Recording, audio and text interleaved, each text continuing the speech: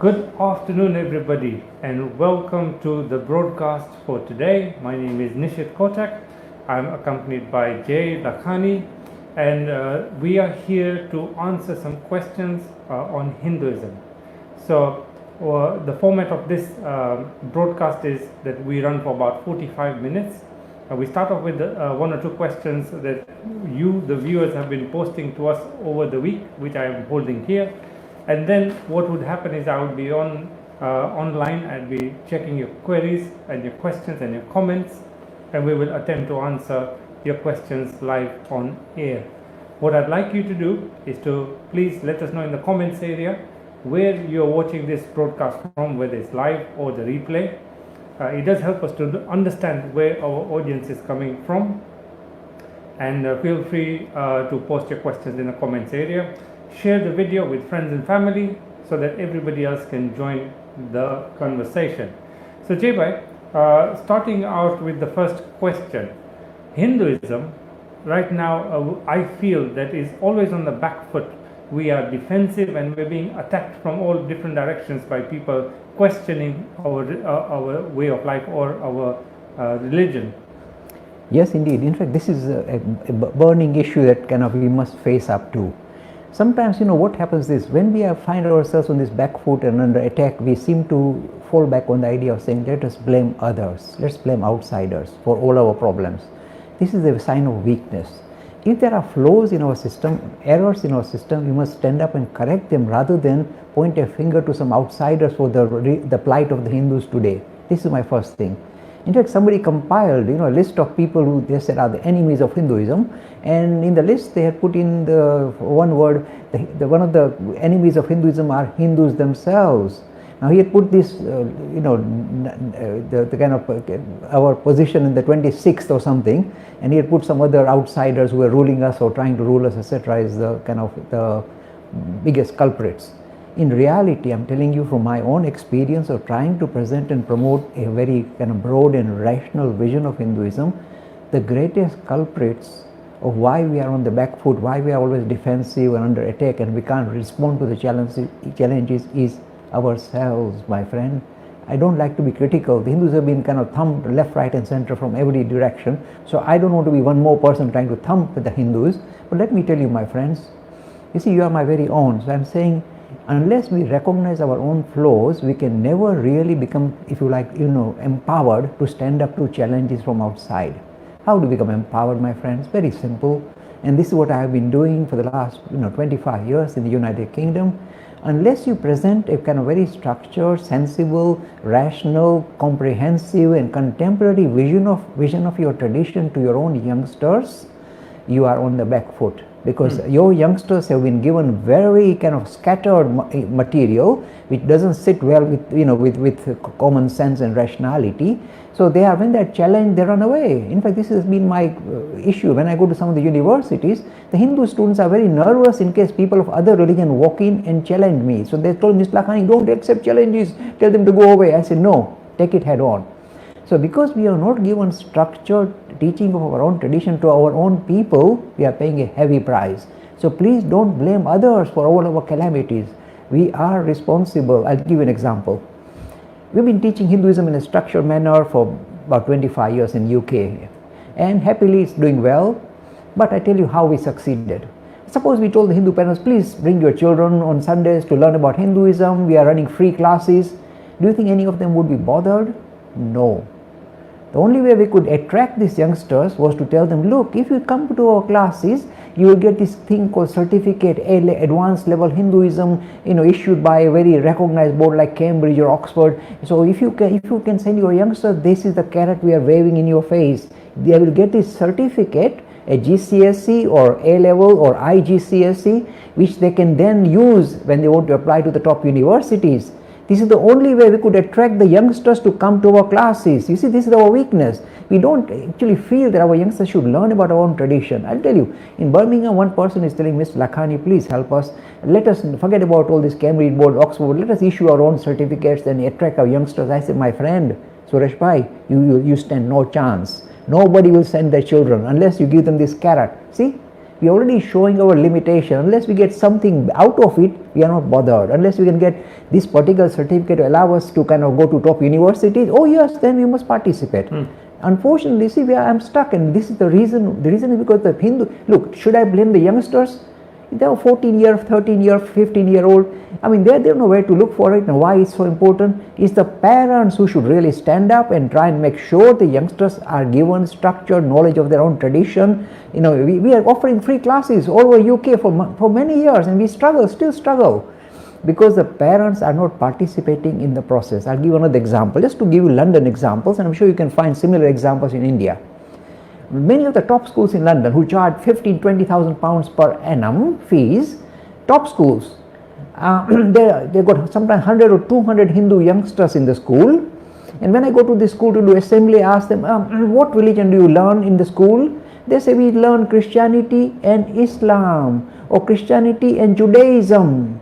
I said, but you are Hindus, and there are 100 or 200 of you in the school. Why don't you ask one of your parents to pick up the pen and write to the governors of the school saying, look, we are paying huge fees, make sure our youngsters are given exposure to their own tradition. It's nice to know about Christianity, but at least let them be exposed to their own tradition. Not a single parent has bothered. This is my true experience. You see, we are so laid back. We think the religion is only, making money, and professionalism, etc. is what life is all about. And religion are not really important. So if we ourselves take a back seat, what do you expect? You will be attacked, challenged, and your youngsters will shudder. At the place of work, they will shudder when somebody challenges them about their religion. And who is to blame? Just if you had just given them basic knowledge of their own tradition, they will stand up to any challenge that comes from any direction. I promise you that. This is my experience. So please, don't blame others for all our calamities. Recognize our own weakness. And you see, then we are stuck, if you like, with the wrong kind of people, kind of promoting Hinduism. Either they are kind of offering some kind of a waffle, and say, oh, this sounds so charismatic, he must be talking sensible stuff. In most cases, my experience is not true. You require somebody who is sensible, who is talking sensible material, rational material, structured material, comprehensive material, and most important, contemporary vision of Hinduism to take on the challenges that come from science and rationality in people of other religion. Sorry, it's so important. I'm very, very kind of passionate about this, because I really see it's real struggle. Forget about India. Here in UK also we have the same struggle. Yep. And it is going to be around the world. As children grow up, there's a disconnect between the way maybe my parents were brought up and the way I was brought up and the way my son's brought up. It's a different world altogether. There's a need for us to be able to give them the same information in a way that they can relate to. Correct. Which is the only way.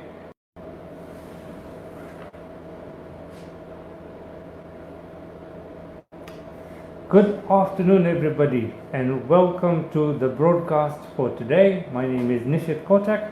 I'm accompanied by Jay Lakhani, and we are here to answer some questions on Hinduism. So the format of this broadcast is that we run for about 45 minutes. We start off with one or two questions that you, the viewers, have been posting to us over the week, which I am holding here. And then what would happen is I would be online. I'd be checking your queries and your questions and your comments, and we will attempt to answer your questions live on air.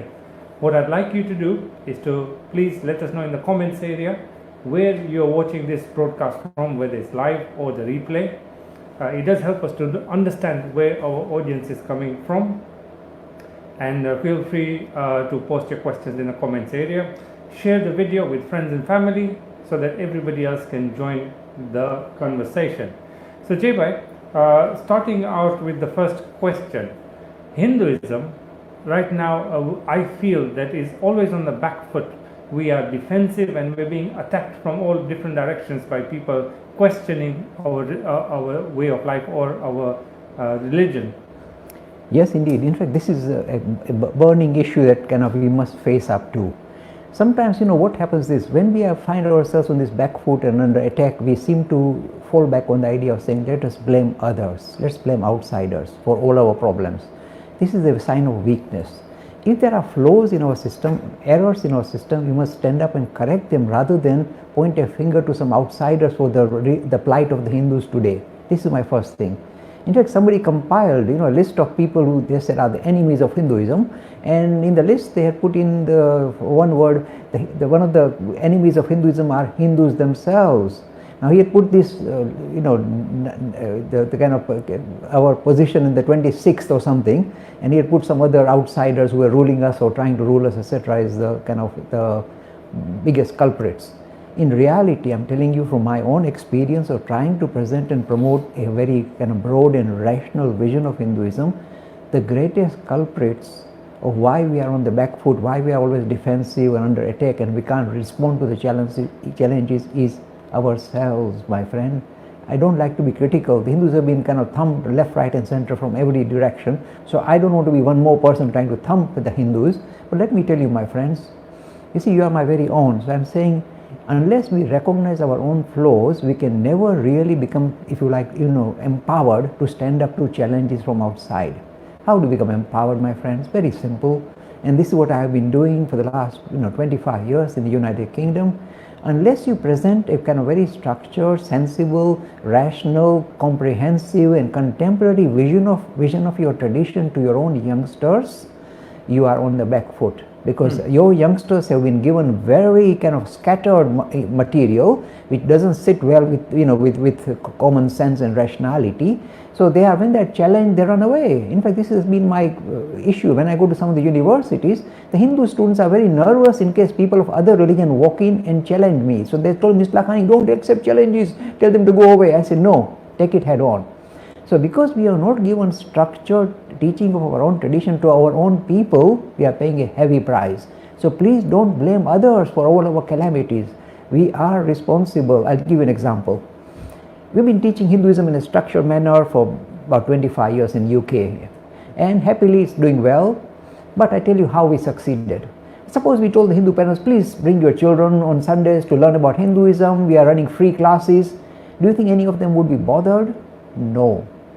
The only way we could attract these youngsters was to tell them, look, if you come to our classes, you will get this thing called certificate, advanced level Hinduism, issued by a very recognized board like Cambridge or Oxford. So if you can send your youngsters, this is the carrot we are waving in your face. They will get this certificate, a GCSE or A level or IGCSE, which they can then use when they want to apply to the top universities. This is the only way we could attract the youngsters to come to our classes. You see, this is our weakness. We don't actually feel that our youngsters should learn about our own tradition. I'll tell you, in Birmingham, one person is telling Mr. Lakhani, please help us. Let us forget about all this Cambridge board, Oxford. Let us issue our own certificates and attract our youngsters. I said, my friend, Suresh Bhai, you stand no chance. Nobody will send their children unless you give them this carrot. See? We are already showing our limitation. Unless we get something out of it, we are not bothered. Unless we can get this particular certificate to allow us to kind of go to top universities, oh yes, then we must participate. Unfortunately, see, I'm stuck, and this is the reason. The reason is because the Hindu, look, should I blame the youngsters? They are 14-year, 13-year, 15-year-old.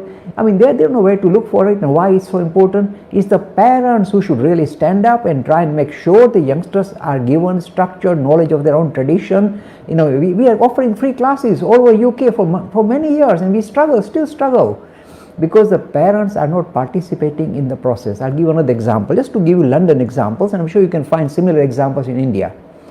Many of the top schools in London who charge 15,000-20,000 pounds per annum fees, top schools, they've got sometimes 100 or 200 Hindu youngsters in the school. And when I go to the school to do assembly, I ask them, what religion do you learn in the school? They say, we learn Christianity and Islam, or Christianity and Judaism. I said, but you are Hindus and there are 100 or 200 of you in the school. Why don't you ask one of your parents to pick up the pen and write to the governors of the school saying, look, we are paying huge fees. Make sure our youngsters are given exposure to their own tradition. It's nice to know about Christianity, but at least let them be exposed to their own tradition. Not a single parent is bothered. This is my true experience. You see, we are so laid back. We think the religion is only, making money and professionalism, etc. is what life is all about. And religion are not really important. So if we ourselves take a back seat, what do you expect? You will be attacked, challenged, and your youngsters will shudder. At the place of work, they will shudder when somebody challenges them about their religion. And who is to blame? If you had just given them basic knowledge of their own tradition, they will stand up to any challenge that comes from any direction. I promise you that. This is my experience. So please, please don't blame others for all our calamities. Recognize our own weakness. And you see, then we are stuck, if you like, with the wrong kind of people, kind of promoting Hinduism. Either they are kind of offering some kind of a waffle, and say, oh, this sounds so charismatic, he must be, talking sensible stuff. In most cases, my experience is not true.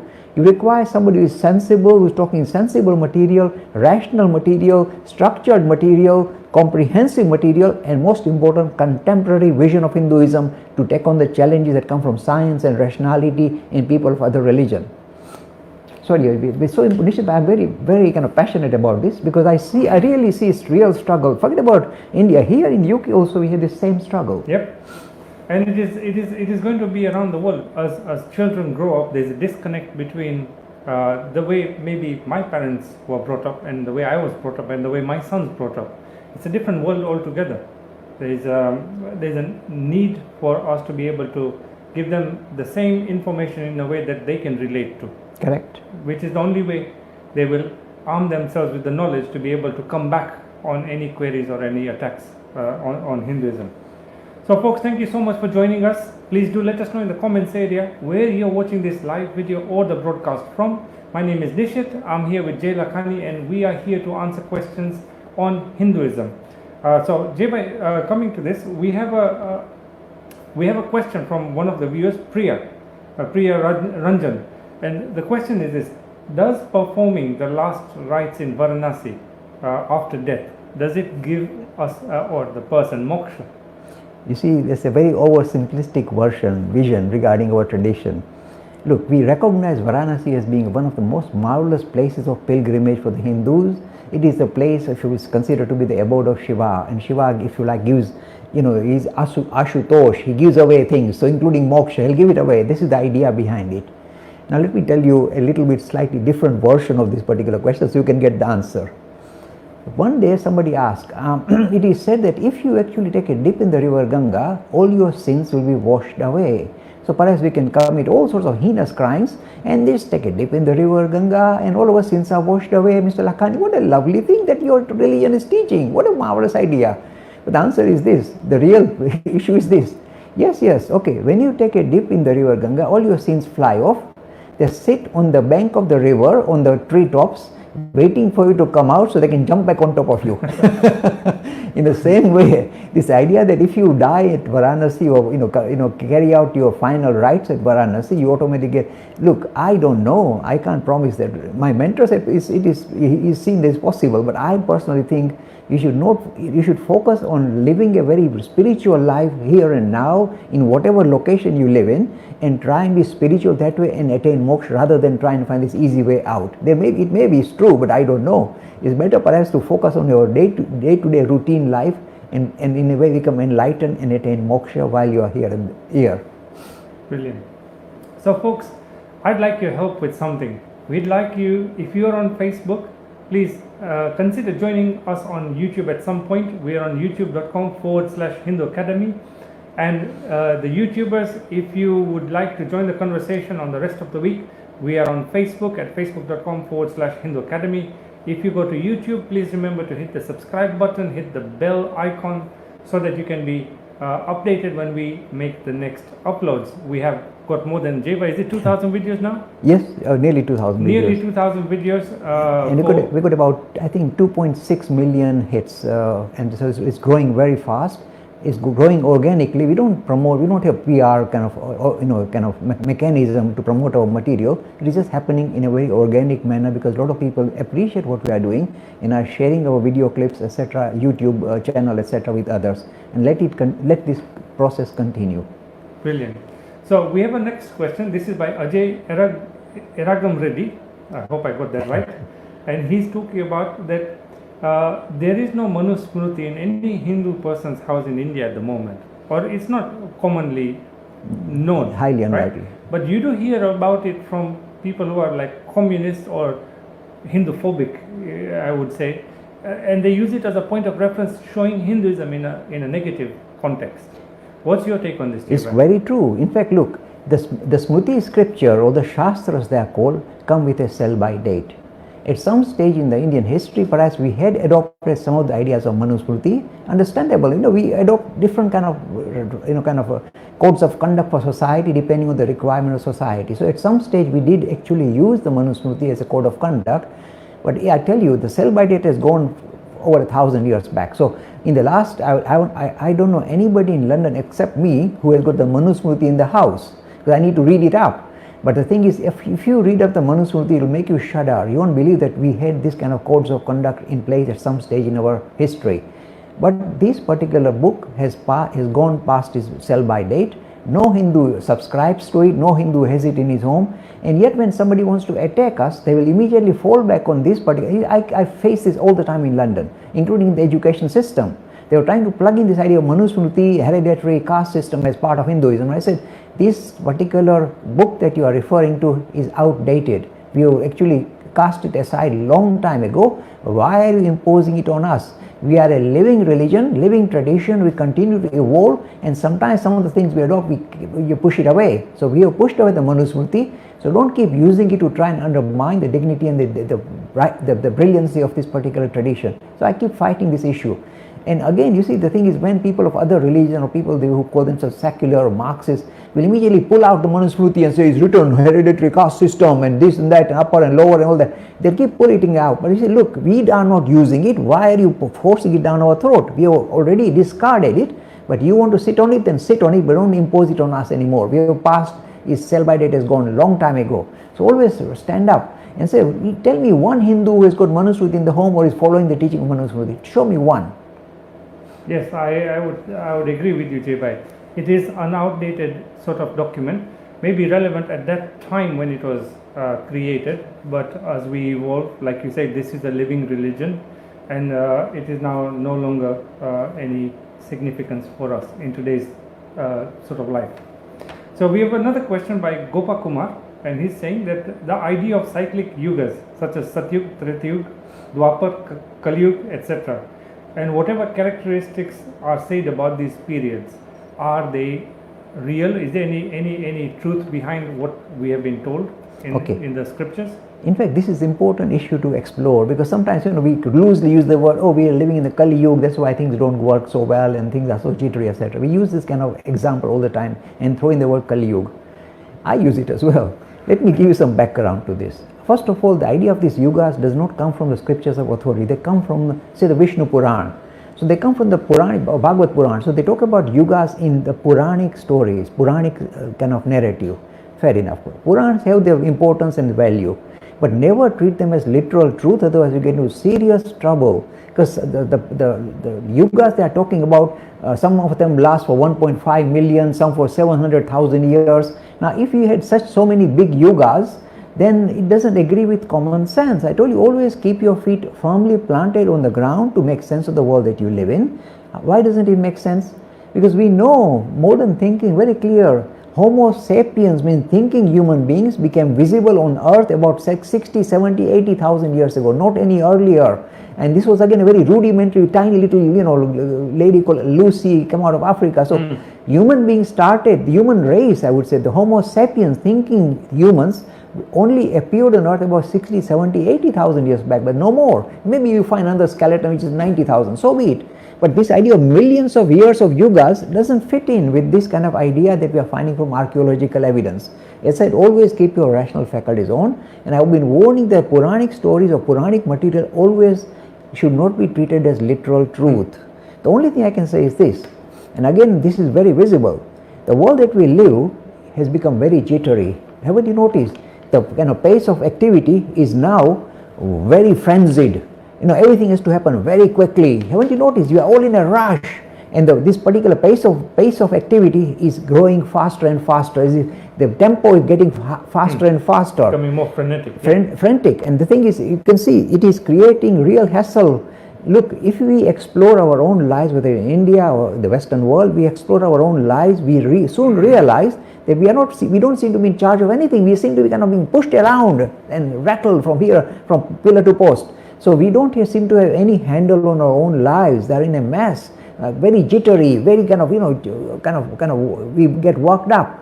And that is why this is true. They have recognized that the biggest problem in the modern world is mental health, because this is what cracks up your mind, your mental health cracks up when you're under so much stress and pressure and you are trying to perform so many things and achieve so many targets and so on. So if at all you wanted to define the Kali Yuga, this is all I'll say. We used to live in a perhaps more sober, sensible pace of life a long time ago, and that sensible pace of life has been replaced with a very frenzied lifestyle. So what we are doing is this. In modern day, we are equating a frenzied life, I must go on 3 holidays and eat this and drink this new flavor and this I miss and my children must go to this. So we live in a very frenzied lifestyle, and this you can equate, according to me, as defining Kali Yuga, where we equate the frenzied lifestyle as fun. And we kind of embrace it, and we get burnt, but we still kind of embrace it. That's a nice example. If you go into the desert, you will see a camel. Now the camel, there's no vegetation there except very thorny leaves, long thorns. I've seen them. Now these camels, the only way they can survive is to keep eating those thorny leaves, otherwise they can't survive. So they keep eating these thorny leaves, and while they're eating the thorny leaves, those little thorns kind of pierce their lips and the blood comes out. And they actually then start developing a taste for the blood and the shoots they are eating with the thorns. They develop a taste for it and keep chewing. This is the state of humanity today. We have embraced a very thorny lifestyle. It is burning us up, but we still think there's nothing else to do. It's just as the camel, there's nothing else to eat. So this is the only thing we know. So we kind of hang on to it and keep chewing and killing ourselves in the process. So this is, if you like, the reality, and this is the only way I would define Kali Yuga. I mean, if anybody else says, no, 700,000 years ago this and a million years ago was this Yuga, I say, my friend, it doesn't agree with my common sense. So if I will not accept anything, even if it's dished out in the name of religion or in the Purans, I will not agree with it if it offends my common sense. I would advise the viewers to do the same. Thank you. Viewers, thank you so much for all your comments that I'm seeing. I'm following along as Jeba is answering the questions. So I'll just give a quick shout out and a welcome to a few people. There's Shushant, there's Vipan watching from Delhi in India. We've got Supriya Raja and we've got Paula K, Pavan Kumar, we've got Sharan from the USA, and lots more other people. We've got almost 45 people watching us on YouTube at the moment. There's somebody said, sir, come to India. Can I tell you? You see, in the earlier days, there was no choice but for a speaker to travel all over the country, tolerate all the kind of hassle of traveling and getting accommodation and then arranging some kind of lectures in some theater or somewhere and fund everything and, run around like that. We are so lucky, my friend. You see this magic tool? What I say goes to 1 million people through WhatsApp every day, 1 million people. How will I reach 1 million people physically? So rather than travel to India, etc., it is better for me to literally use this magic tool you discovered. This is the marvelous thing that they can in a way put these kind of potent ideas right across the world instantaneously. So what more do we want? This is the best way of presenting kind of potent ideas. So we have a question from Sharan Ravi Gopal, who's from the USA, and he's saying, Jbai, he really wants to know why Ravan is portrayed in a negative light when he's a Tamilian himself, and he says Ravan was a great Tamilian king and a big devotee of Shiva. So of course everybody portrays him in a negative light, but he was really a powerful and respected person in his time as well. Yes, in fact, look, if you look at the story, I hope I don't rattle you too much. I've got a habit of rattling the traditional Hindus, but I like to say something. Somebody told me, Mr. Lakhani, look, why are you blaming poor Ravan for abducting Sita? Ravan's sister had fallen in love with Ram, and she tried to make advances towards Ram in the forest, and Ram, instead of saying, shoo, go away, I'm already married and leave me alone, Ram sent the poor girl to Lakshman, and Lakshman got really mad at her. And what did they do? Just because she was making advances, she loved the youngsters, Ram and Lakshman, so she was making advances, understandable human thing. And instead of saying, go away, we don't want your advances, they actually chopped off her nose. Now look, if you did that in the modern world today, you will have everybody after you. So of course, Ravan was furious. And he said, let me, in a way, take retribution and abduct Sita. This is the story. So why are you blaming poor Ravan? He was just really upset. I would be upset as well if somebody chopped off my sister's nose, and he was just taking revenge. So when you look at this story, there's another aspect. Look, I'm lightening up, but the thing is this. Always when we try and do storytelling, we like to polarize. The good is real, good, clean cut, there's no blemish whatsoever. So Ram is clean cut and good. And Ravan, you have to depict him in a negative role, because otherwise you can't have a story. If you want a story, you must have good and evil, a fight between good and evil. So what you have done is, over thousands of years, this Ramayana story, we have really polarized Ravan into this very negative condition, negative situation. He was a great devotee of Shiva and a very, very powerful personality. In fact, one of the things that comes out of the story of Ramayana is interesting. It shows that they did actually recognize the power of Ravana. When Ravana had been, shot by Ram said, Lakshman, this is not an ordinary man. He's a great Pandit, a great Vidwan. He's a very intellectual person. If you want to learn how to run a kingdom, go and stand next to him, ask him to teach you. He's the best teacher the best person you can learn from. He's a great Pandit. And Lakshman went to sat with Ravan to learn about this secret of how to rule a big kingdom. So they did actually acknowledge that Ravan is not all bad, really. There are a lot of good parts to Ravan. But at the same time, look, in storytelling, this thing happened. It's not because I have any, or the Hindus have any animosity toward the Tamil community or the Shiva devotees. It's simply when the story gets told and retold, this polarization becomes even more. That's why you can't find a single blemish on Ram, except they said, oh, why did he kill Vali for hiding behind a tree? So they find one or two little thing, why did he ask Sita to go walk through fire? But overall, they generally show him in a very glossy light, and poor Ravan gets hit. So please recognize storytelling. Even though they have historic foundation, we have wound up the story. Recognize that, and then you feel comfortable. Brilliant. Folks, thank you so much for joining us today. Please remember to like, share, and leave your comments in the comments area. So we've got lots of questions today. I'm going to crack on with a few. So Vipan Kumar is asking that if reincarnation is real and the law of karma holds, then where does the information about our karma be stored, based on which we will then get our next life? So where is this karma being recorded? Very good. You see, people, this is why the Hindus are in Abrahamic tradition. This idea of heaven and hell creates hell, really, on earth. In fact, I asked one of the Catholic bishops, I said, my friend, by offering this eternal heaven, you are creating hell on earth. People are blowing themselves up. In the same way, this is the flow of the Abrahamic tradition. One of the flows of the Indic tradition is this, misunderstanding the law of karma. They somehow feel that every activity, of course, every activity we do will produce certain consequence. We understand, and we have to bear the consequence. Understandable, it's commonsensical. But then they think that there is some kind of mechanism, in the background, keeping records, track of, he was naughty here, he did good, he did bad, this is plus, this is minus, and he did 3 pluses and 2 minuses, and there is some kind of mechanism keeping track of his activities and his karma. Look, my friend, I'm telling you, I'm guaranteeing there is no such mechanism in the background. So how does this law of karma carry forward into your next life? Every activity we do has a habit of, in a way, leaving a mark on your psyche, if you like, on your mental mode. So whenever you do any activity, good, bad, or normally it's mixed, never good or bad, but mixed activity, it leaves a mark on your psyche, and that becomes part of your character. And according to the theory of reincarnation, the only thing that comes from you from one life to another life is the character you will kind of chisel for yourself in this life. So suppose I've been a very straightforward person, honest and upright and very focused in this life. When I pass away, I want to stay around, by the way. When I pass away, I'll forget my name, I'll forget all these kind of externals, my family, friends, everything will be forgotten.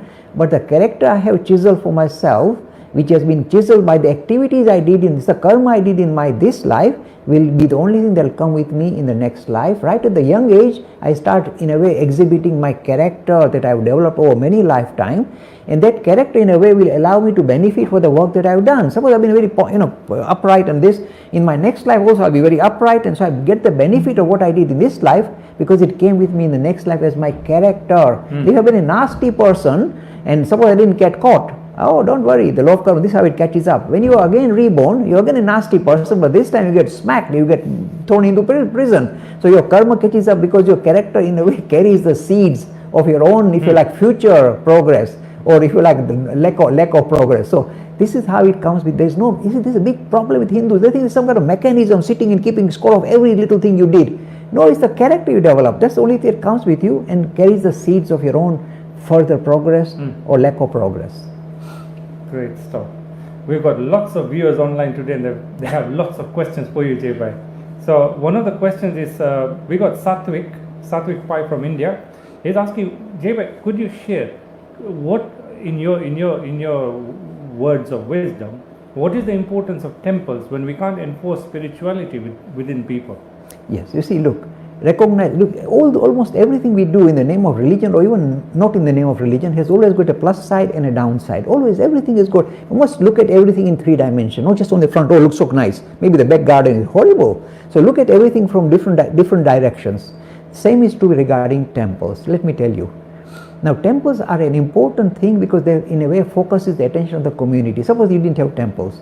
And what will the community do? They'll kind of go into each other's house and gossip, and that's it. Or perhaps, go in London, they'll go in the pubs then. So temples are in a way a good place for the community to come together and think of higher things, even for a short time. Maybe they write the tinkling bell or whatever. Their minds are drawn to some higher ideals. And many temples actually promote some very good kind of activities in the temple grounds. And why should we vilify them? So they are doing something good for the greater community, socializing, networking of people from similar background, and think of, at least for a short period, think of something higher rather than just material things, making money and going on holidays and drinking and all that. So it fulfills an important function for every community, every society. In fact, in London, I tell you, I asked myself, suppose we didn't have all these temples in London, where will these youngsters or these middle-aged people end up? They'll go to the pubs, or some places where nothing higher is talked about. It's very, very materialistic, way of kind of spending your time. So here at least they come together for something positive and good. So that is why they have an important role to fulfill. We must not vilify them. At the same time, you asked a pointed question. Sometimes you see the temples are left empty. I'll tell you my one real example. One particular temple priest said, Mr. Lakhani, we have got this temple now, and my problem is that every day there are only 2 people in the temple. I said, 2 people, who are they? He said, me and God. Nobody else visits the temple. So unless this temple is a good kind of nice structure to have, but then the structure must come alive.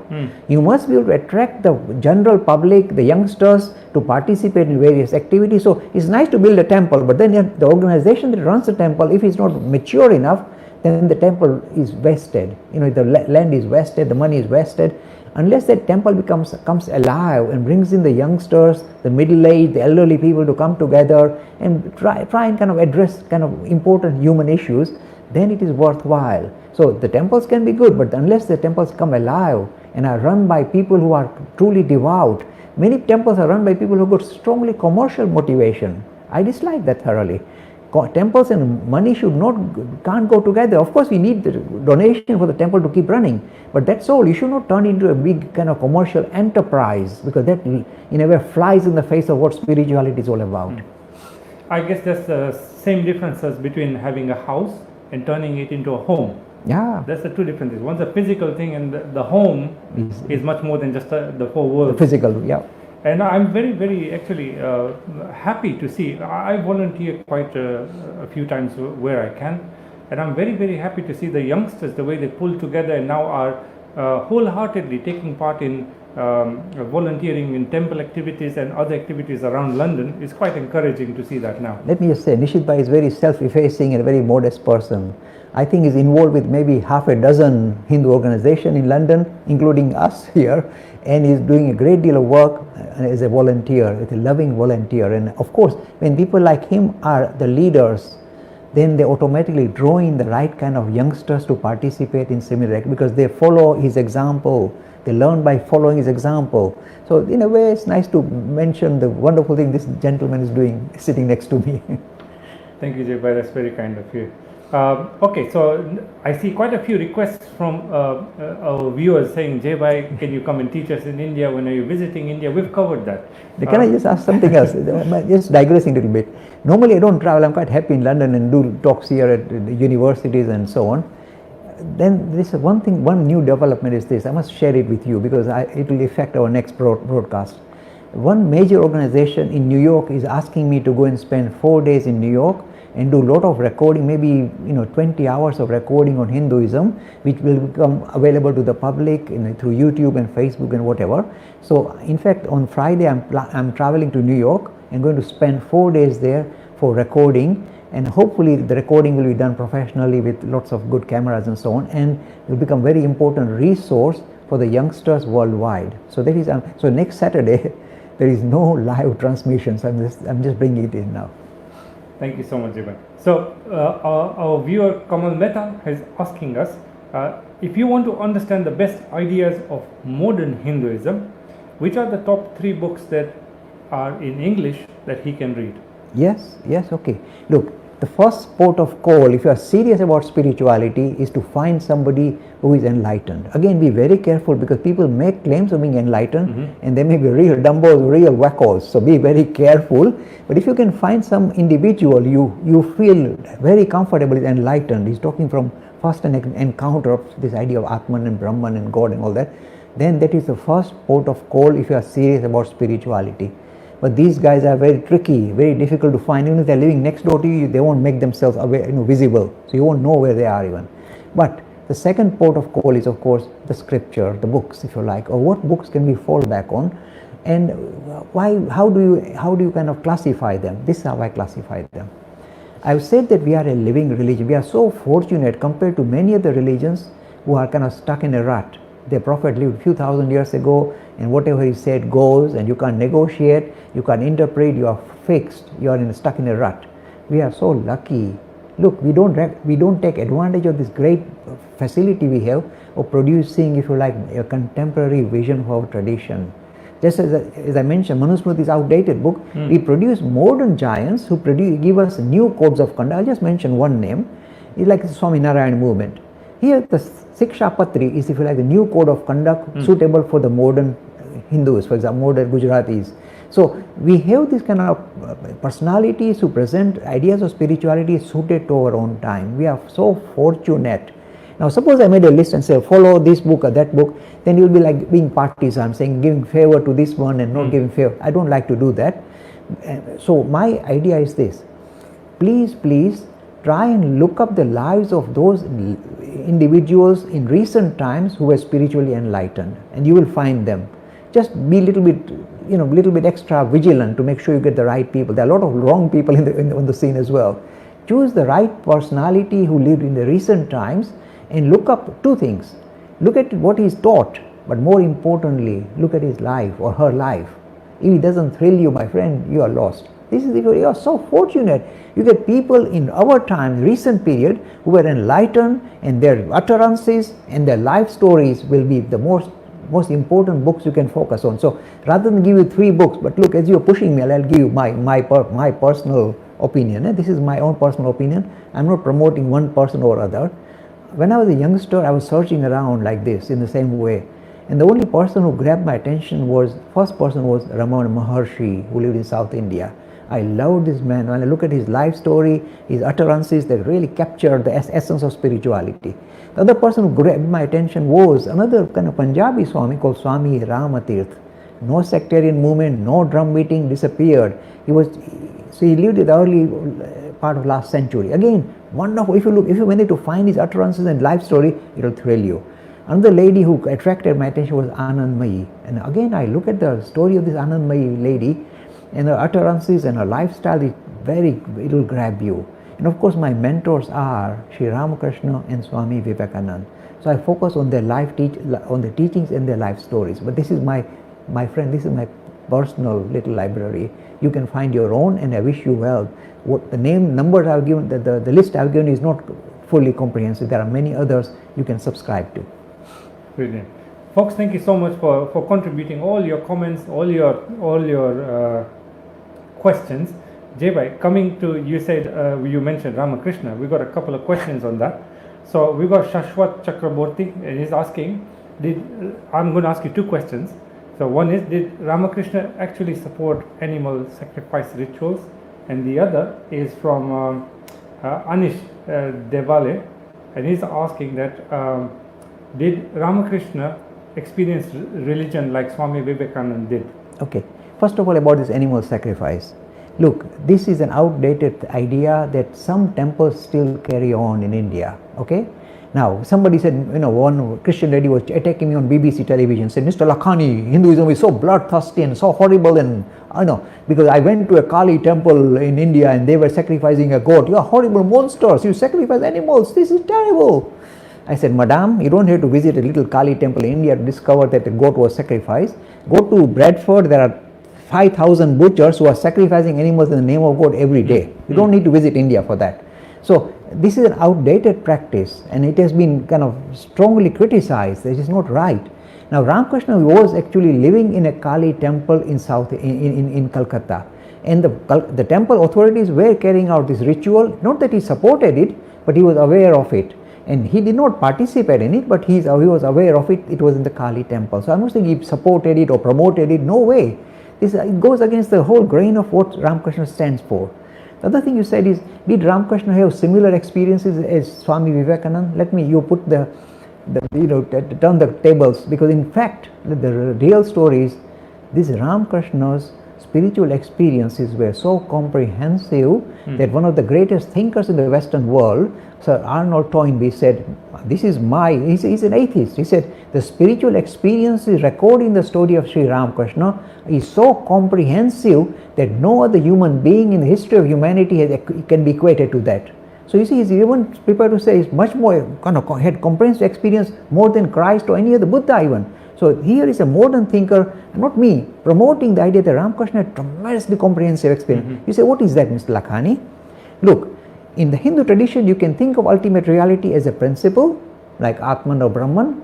Or you can think of the ultimate reality as a personality. Oh, I love Mother Goddess. Oh, I love Vishnu. I love Shiva. You can polarize your ideas about spirituality as a personality and relate to it, or try and experience those personalities, or you can relate to the idea, deeper idea of principle-oriented Hinduism says your essential nature is spirit, Atman. So there is nobody I know who says in 1 minute I can experience that I am Atman, next minute I can say, oh, I see the Mother Goddess, I play with her and dance with her. How can you have both in the same one life? That is why I say most comprehensive kind of feature about Ramakrishna, very comprehensive in the level of experience he had. Now he was, in fact, look, this is not recorded. For example, when we had, say, Chaitanya, when he used to get a glimpse of God or experience of God, his pores would bleed. Actually, it's such a dynamic experience, he can't bear it. So in fact, a person, if he's not fit enough, he can't bear this kind of severe spiritual experience for more than a few minutes. He'll bleed to death. So with Ramakrishna, this guy, this is why I love this fellow. I'm in love with this guy. For 24 hours, 7 days a week, he was in a God intoxicated state. You can't stop this guy. And in fact, if you went near him and mentioned about God or spirit, he will immediately go into deep meditation and topple over. So tremendously kind of all the time tuned, if you like, we're plugged into the idea of spirit. Comprehensive. This is the Ramakrishna, that's why I love him. Comprehensive vision of spirituality, experiential religion, not just intellectual. And then he came across this little fellow called Narendra, was struggling, he was an atheist, saying there's no God, it's all nonsense. And then this Ramakrishna, just mere touch, boom, sent him off and gave him the highest experience that he's the spirit. And he was struggling, Narendra was struggling. So it is not that Vivekananda had higher spiritual experience. Ramakrishna is the master, and he passed on this marvelous inheritance to his chief disciple Vivekananda. Brilliant. Folks, thank you so much for joining us. This is a question and answer session on Hinduism. If you've just joined us, we do this once a week on Saturdays at 2 o'clock in the UK time. I'll go on to another question. This is by Arsen on YouTube. And coincidentally, it also overlaps with another question a previous viewer had asked. The question is this: Jai, will Hinduism propagate and save the earth from going into a haywire mode or depressed mode and towards a more spiritual path? Do you think Hindus are starting to wake up and will we be able to revive our heritage? Look, this is a very, very, very lovely question to explore. What you are saying is very touching, because look, we see the world is now undergoing serious problems, ecological problems. You see all these issues now, all these hurricanes and high temperatures and low temperatures and all that, and the whole world seems to be suffering. It might go underwater if the north ice cap melts. So we are in serious problem, and somehow the if you like the commercial element that control the world today are not able to address it. Haven't you heard Trump? They're not bothered about it. It doesn't exist even. So the global warming and other serious issues that we face today cannot be handled by people who are strictly, if you like, commercially motivated or power mad. So they're not going to resolve this issue. They're just going to turn their back on it.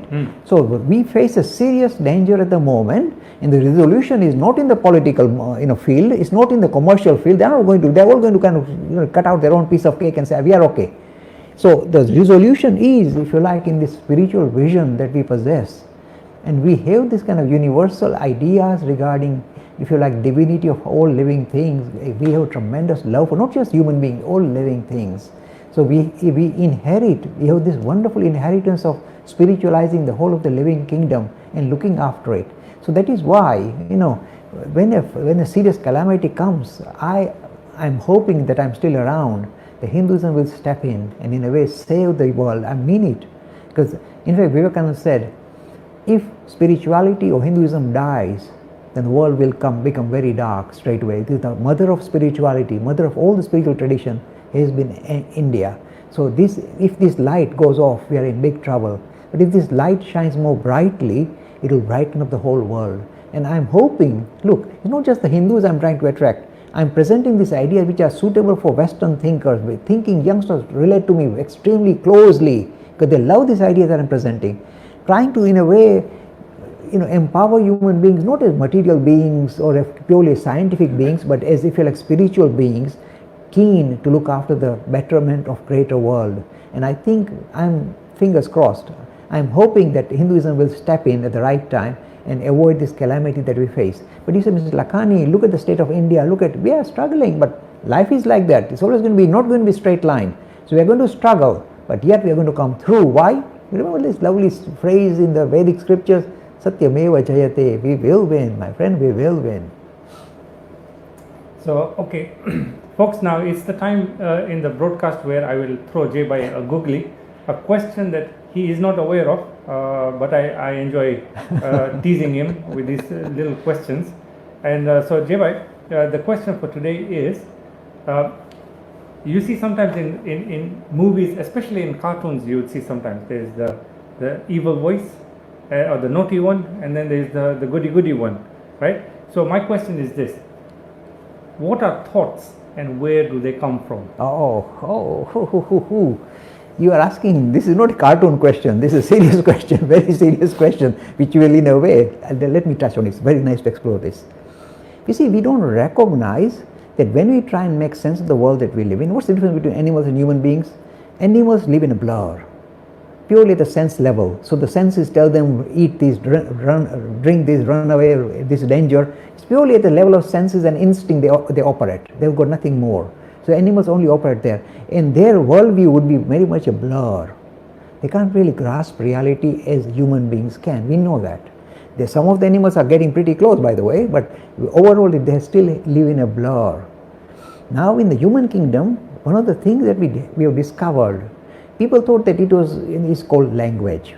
Now people initially thought language is just a way of communicating with each other. So I can tell Nishit bhai, you want some nice cold drink, it's in the fridge here. So I communicate with him using language. So it's a way of communicating with each other. And in the ancient Stone Age man, the Stone Age man would grunt, woman that side, water that side, and different grunts for different ideas or different aspirations.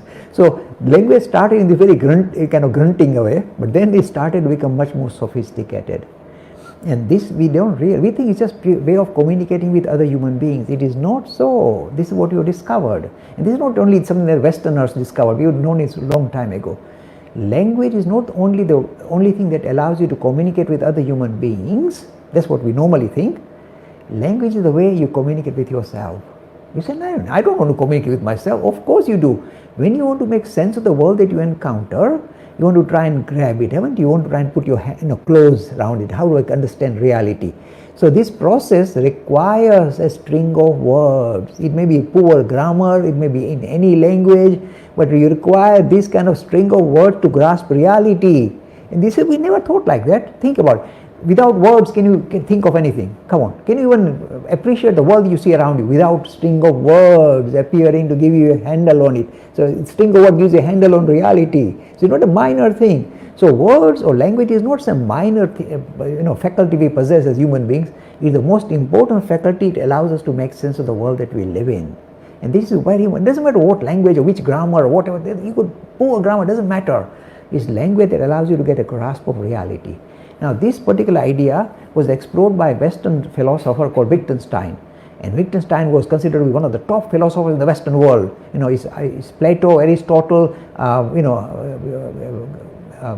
Wittgenstein, and one other, I forget, Kant. So they said these are the four top philosophers. So Wittgenstein got really renowned because of his understanding, say language is crucial for us to make sense of the world. And another thing he said, which is of course interesting, is that the wider the vocabulary you possess, the finer grasp you have of reality. Isn't it true? If suppose you are a very crude person, you got very limited vocabulary, you can't really explain yourself so well. In fact, I'll give you an example. In the ancient Hebrew language, the language was limited. And this is very interesting to see. I observe all these things. If they wanted to kind of express, say they were anxious or kind of frightened or weird, there's some feelings, they wanted to express their feelings, they didn't have words for it, that I'm kind of anxious or I'm nervous. So only thing they used to do is, they say the Hebrew people, kind of broke out in boils. Everything, boils came out. There's nothing to do with saying anxiety, but they didn't know the word anxiety, so they keep breaking out into boils, little pimples all over the place, little bubbles all over the body. Now they didn't keep breaking out into pimples, but this is the only way they could express. So you see, language in a way limits the way we understand reality. Please realize. And you may think, Wittgenstein, a Western philosopher. No, this is ancient stuff. Look up, the ideas of Adi Shankara. We say the way we grasp reality, a lovely thing, is Nam Rupa. Name and form allows us to get a handle on reality. Nam Rupa. In fact, the word Nama came into English as Nema. Same, the root is Sanskrit. Nama Rupa, in a way, same thing Wittgenstein is talking about, we've been talking about for 1,000 years, that it's name and form that allow us to relate to reality. So, in fact, that is why the word mantra is so central, Nishit Bhai. Sorry, I'm okay. This is a lovely question to explore. The reason why mantra is so important is this. This is what we say. We say, really, when you try to understand the idea of God, still very fuzzy, but if you give a name, then that name is very potent because that grabs God. So haven't you heard this lovely story in the Ramayana story? This is like a nice kind of narrative, that when Ram threw the stone in the sea to build the bridge, the stone sank. But Hanuman said, no problem, I sort it out. God's name is greater than God. He was talking Wittgenstein. So he wrote Ram on the rock and he threw it in the water, of course it floated. So this is a narrative, by the way, so watch it. But the thing is, we recognize the name is a very important way of relating to everything, including ultimate reality. So when you get a mantra, this is what you are doing. When a mantra is given to you by an enlightened person, that word, that if you like, that vibration that enters your system will not leave you alone. So you in a way been given the handle on God. So God's name is greater than God, says the Hindu tradition. So we recognize that vocabulary is so important and language is so crucial for us to make sense of everything, including God as well. So that is why this question is not a minor cartoon question, it's a very serious question regarding the role of language and words, and if you like, how we grab reality, including spiritual reality. I think the brain is a very, very powerful part of the body, and thoughts actually have their own power. And the way you think about something can really affect your psychology, your physiology, and your outcome in life in general. So, for example, I was training yesterday at an event, and we had this thing about setting goals in 2019. And so I was just trying to explain that you can have somebody who would have a limiting belief, saying, I'm too old to start something new. And we need to look at it in a different way, into a liberating truth, that with my knowledge and my experience, this is the perfect time for me to start something new. So it's just the way you look at it and how your thoughts affect your life, your health, and your well-being, etc. So it is very good thing that you just explored, because in a way, your thinking process will be if your guide regarding your progress in any field, whether it's material field, commercial field, whatever, your thinking process in a way will lead you to a particular destination. It's very important. In fact, in medicine they use the same idea. They say this is called the placebo effect. So when they give you a tablet and it's just water, with sugary water or something, then they say, oh, this will make you recover. The fact that your mind has been told, okay, this is going to solve your problems, your mind will kick in and solve your problem for you. So the mind, in a way, this is called placebo effect. You kind of prompt your mind to think in that particular direction, and the mind, in a way, influences the body. It's true, the mind does influence the body. So this is called the placebo effect. There's another thing I must touch on. There's something called nasibo effect. You say nasibo, I never heard of that. It's a Gujarati Hindi word. No, nasibo is they're using this kind of the word placebo changed to nasibo. Nasibo means negative, and this has been used in some of the countries. They use voodoo. You heard the voodoo. The magic, yes. Black magic. Yes. And what they do is they kind of make the person, the target, feel that he has been kind of cursed, and they put needles in the little doll, and that person screams because he has been kind of given this negative, not placebo positive, but negative way of looking at himself and how he's going to die, etc. And that can create hell for the poor person as well. So placebo and nocebo, if you like, where the mind in a way kind of overtakes the role of the body and kind of dictates to the body how it should behave. Fine. Folks, thank you so much for being a wonderful audience. We are coming up to the end of the broadcast today. We are almost at 52 minutes at the moment. So we will draw to a close. I'm going to take up one last question because I think this is an interesting one. It's by Vipan Kumar. So Vipan Kumar is asking, if causality started with the Big Bang and God did not cause it, then how can the whole of creation come out of nothing by itself? Yes, you see, this is the thing. You already answered your own question because you say causality comes with Big Bang. So you can say, how did this thing start? We are pushing causality into things that are beyond causality. So you already answered your question saying that, oh, causality, how can causality create, how can the universe come about spontaneously? That question, why, how, is irrelevant. That is why causality... If I remember, we've touched on this before, and you did mention that before the Big Bang, there was nothing to cause. And when the Big Bang happened, that's when the cause started. Correct. And so, hence, this. This is a very interesting thing to explore as well. You see, many religions try and prove the existence of God, saying that, look, don't you see, everything around you has got a cause. You say, yeah, I had my breakfast, I was fit enough to come to the session and so on, and Nishit Bhai's car was working. So all these things kind of cause and effect combine together for an event to take place, us coming talking to you. So you say, everything in the creation is strongly intertwined as cause and effect. We say, yes, very clever, very, very clever. So this is how the philosophers the theologians try and say that, you said everything must have a cause. You say, yes, everything I see seems to have a kind of link of cause and effect. Fine. Then they say, in that case, we are simply suggesting the universe as a whole, totality, must have a cause too.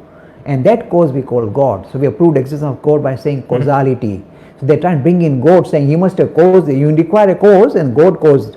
Now the answer, this is the response from the sharp philosopher. I love this sharp philosopher who blow away this argument. You think it's a good argument? Nothing. They blow it away.